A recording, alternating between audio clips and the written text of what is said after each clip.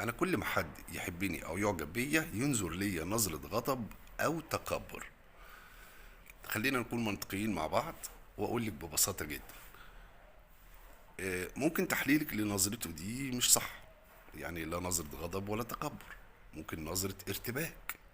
هو في حالة ارتباك لما لقى بني ادمة شكلها حلو، كويسة، مثقفة، مؤدبة، كذا كذا كذا. الحاجات دي خليته مش عارف يبتدي ازاي او يعبر عن مشاعره ازاي، بس مش اكتر. انما لو نظرة فعلا متأكدة منها، نظرة تكبر او غضب، يبقى على طول الناتج بتاعها ده لا معجب بيكي ولا بيحبك. وهجاوبك اجابة سريعة جدا في بداية سؤالك. بتقولي انا كل ما حد يحبني. الحب يا اختي يا فاضلة مش بضغطة زر.